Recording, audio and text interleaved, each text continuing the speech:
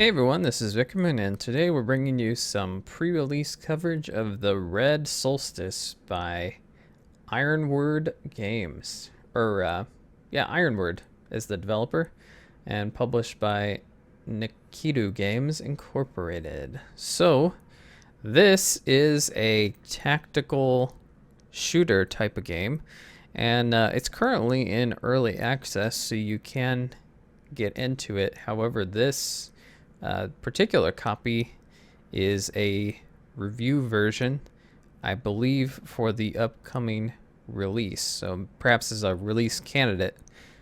So we're going to be playing that, and I think that what they are adding in this version is the single player campaign.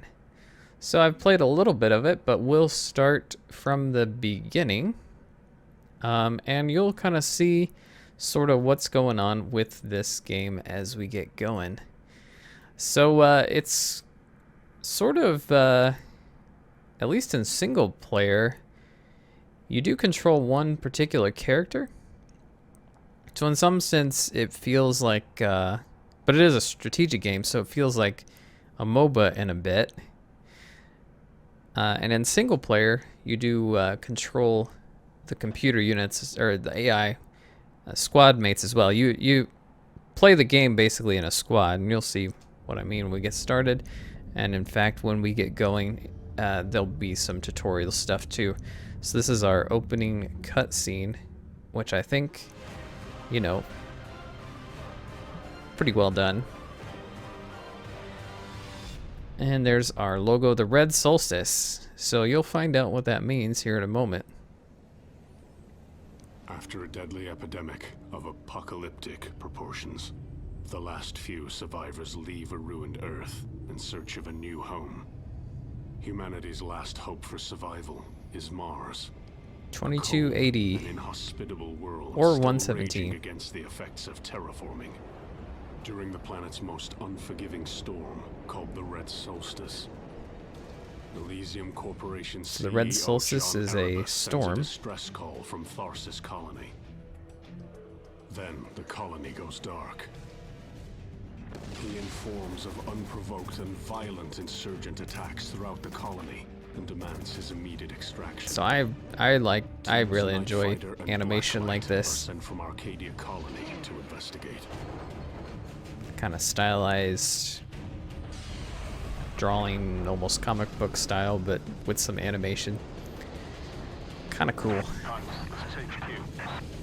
Go ahead, HQ. It seems the wind has blown the other Marines off their trajectories. Your launch group will land closest to the LZ. Continue with the mission objectives, but try to link up with the others as soon as you can. HQ clear. Roger that. Unclear. So we are jumping in the middle of a massive dust storm on Mars, and we got to figure out what's going on. And as you can see, there are dead people around, so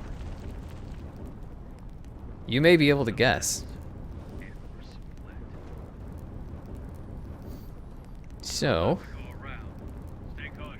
Tyler Hunt is the guy that we're playing as right now, as kind of your main character. So you're controlling the character with the arrow pointing at that the arrow is pointing at, okay? And can move the camera, WASD, center the camera there. Right click to move.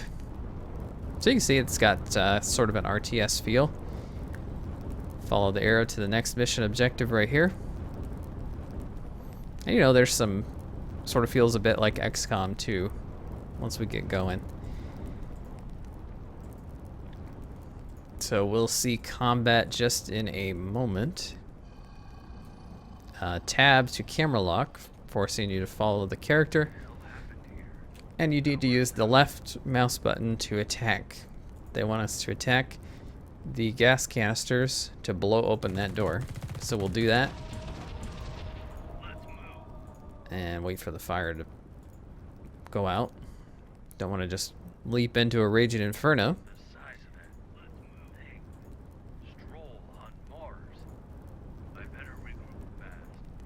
Stroll.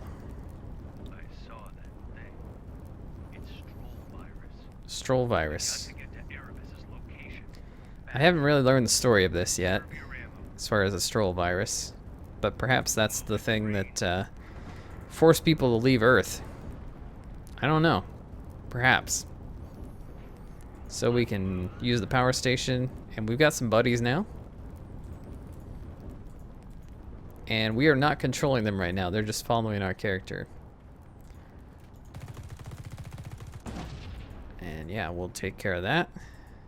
And you can shoot these crates to get supplies as well. You know, your standard destroying pots to get hearts from Zelda type of thing. Alright, so press E to toggle auto aim. Reduces your speed by 40% and can impact ammo efficiency, but is extremely beneficial when surrounded by enemies. And so if you hit that, your character will just start shooting anything that shows up, which is pretty useful when you're trying to focus on positioning rather than shooting. And when there's a ton of enemies, you know, you'll kill them and move on to the next. That's kind of the default behavior for your squad mates as well.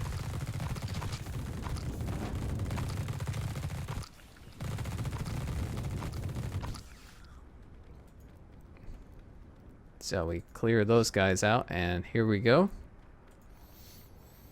So now we see our interface. It shows our ammo, our gun here.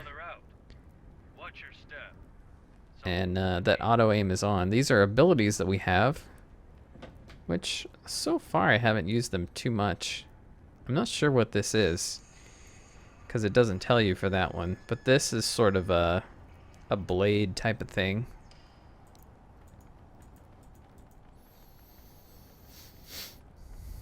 That goes in a cone like that, see? So that if enemies are closing in on you, you can use that.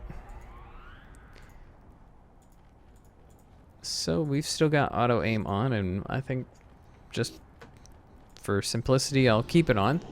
But if you need to conserve ammo, you can turn it off and just click on things you want to kill. Alright, so we've got rifle grenades. And so we can hit Q to switch our weapons, hold left shift. This is holding left shift and clicking is kind of like a force to fire. You can click on an enemy to fire, but you can also just hold shift and you'll just fire whatever direction you're pointing. So you see that way we've got, he's reloading, but, oh, let's switch. You see he's shooting in a line wherever I'm pointing that when I hold left shift and click. So that's kind of cool. You can do the whole tactical shooting type of thing. Turn on auto aim for the moment. And we'll head up here. And teleport.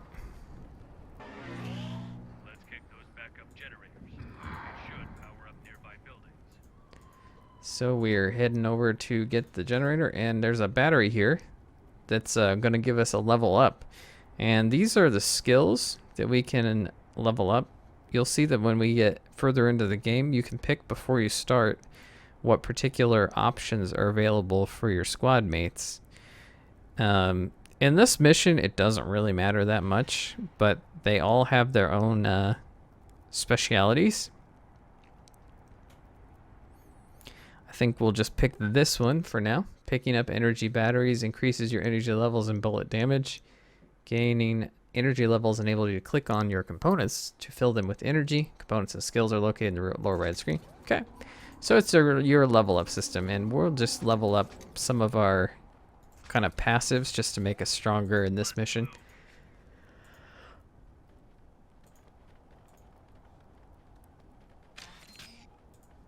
So we'll turn on the power here. And we've got to go and do the teleporter back. I guess since we powered, that door is open. And so let's exit this building. See what we see. Watch yourself. Shoot him down. I'm gonna turn on auto aim. So now we're quite a bit stronger from our leveling up. And we're just kind of shooting and running. Now we can get into that bloody building to the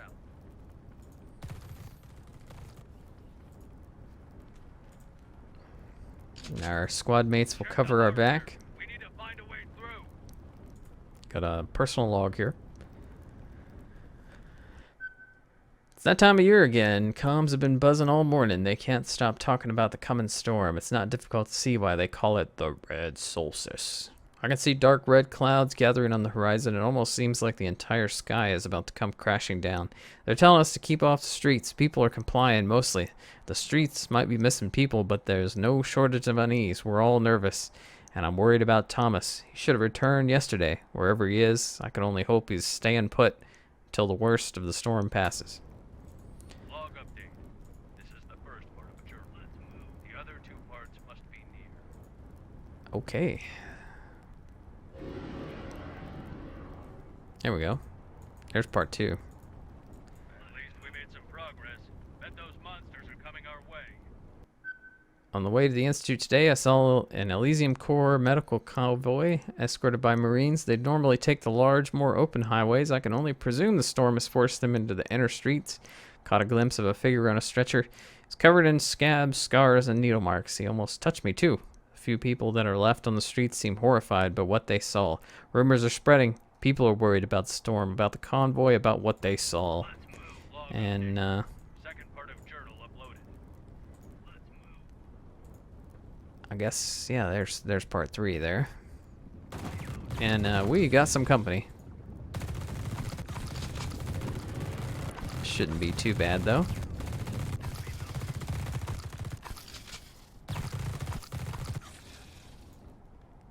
Go ahead and grab part 3 here. That Elysium medical convoy really took its toll on me. Words can't describe how awful it was. It was squirming, scabby, and clearly in his final moments. I've never seen anything like it. Some say it resembles the early days of Earth's viral outbreak. I think they're scaremongering, but I still wouldn't want it anywhere near me. So I seems I was correct in my assumption. This weather isn't helping either. Had to turn back after seeing the convoy. Decided I wasn't feeling so well and gave myself a few days off. When I did finally decide to leave again, the power went out. As everything is electronically controlled in Tharsis, another wonderful decision by Tharsis admin, found myself locked in my own apartment, and the backup generator was nowhere to be seen. Just thankful I have a couple of days worth of food left. Should be just enough. Gained another level, and we'll go ahead and take an active skill here. This is our kind of energy blade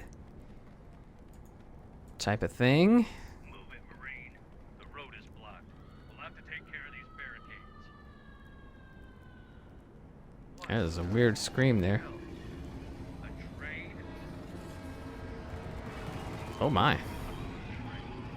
Guess someone tried to bust their way out. Let's move. That was lucky timing there. That thing looked pretty scary. Let's move.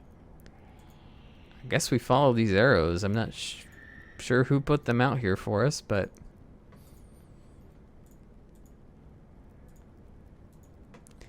traverse the stairs. Okay, we'll do it. Move it, Marine. Where are you, John Erebus? This blasted convoy is where John Erebus was ambushed. It's also ground zero of a virus outbreak. No sign of Erebus. Still. We should go in there and see what's going on. Right? Uh-oh. Bad guys. Shoot them dead. Use my blade. Alright, so I'm thinking that fairly soon they'll be telling us something else about how this game works, and then I'll explain that then. No point in Search these rooms for clues which might lead us to Erebus. oh, there's a PDA. They attacked. They struck hard. They put many of Tharsis' finest to shame. I have Never seen anything like it. Mackenzie and I were part of a unit assigned to guard what they called a critical convoy. We weren't told exactly what we were guarding, only that it was biological in nature. Our unit commander seemed on edge. He couldn't stop talking about how failure is not an option. It was about 30 minutes into the mission. They attacked, and we understood why. Whoa. Do we got anything here? We got a stole nest. Stroll? Is this Stroll? What the? Shoot it! Kill that thing. Ah! We got something on us. That's no good.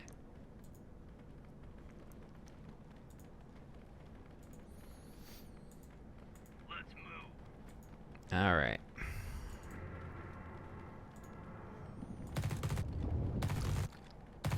Hey, buddies. Reloading. Okay. Seems our best option for finding Erebus is to contact the rest of the team. There's a bunker Here we go. nearby, and they always have some sort of comm device. Let's move. Which way? There's an energy battery here. I'm gonna get this. This way.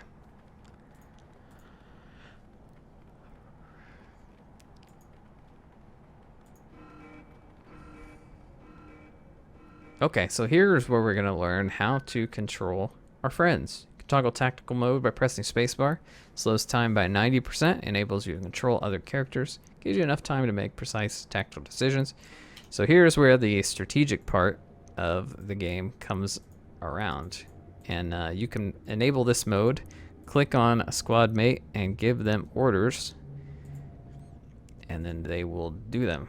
You can even give orders to yourself. So basically we're supposed to take up defensive positions here.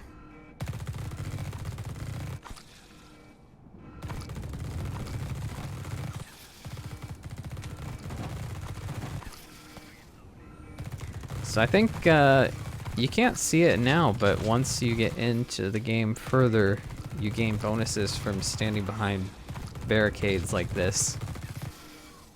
And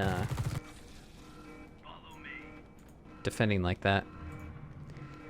Tactical mode is crucial to your survival, yes. You can't just have people bunched up together. I imagine there will be grenades and things, something like that, with splash damage that we won't be able to handle unless we spread the team out. Hostiles approaching. Time to waste a few. Okay, so I'm assuming we're going to need to take up tactical decisions here. Or tactical positions. So I'm going to send this guy here. This guy here. This guy here. This guy here. And me, I'm going to kind of be mobile.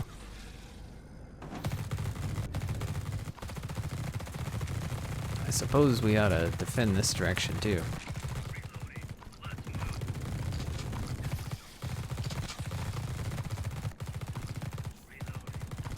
No, he's on fire or something.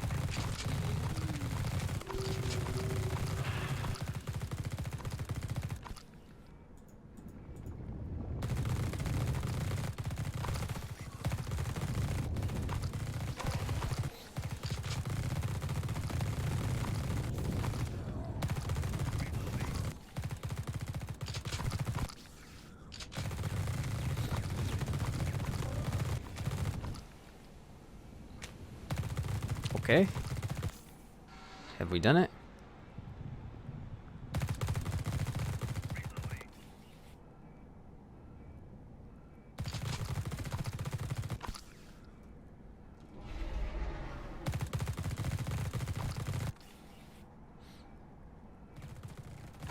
Sometimes it's hard to tell if they are infinite or if we just need to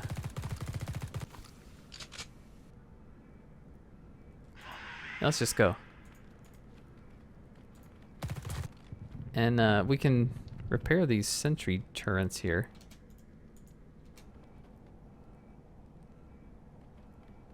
Oh, there's two more.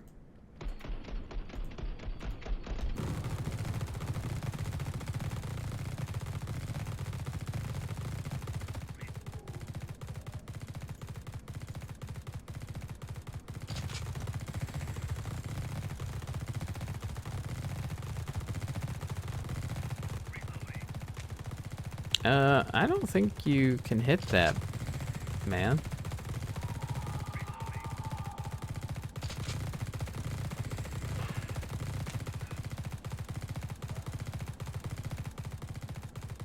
Follow me. Reloading.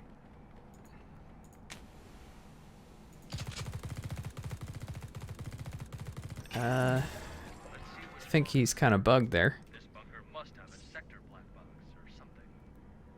Log update. Accessing administration console now. Okay, we have Sarah's location. Let's find that gadget and turn it on. So I believe that is going to be the next mission.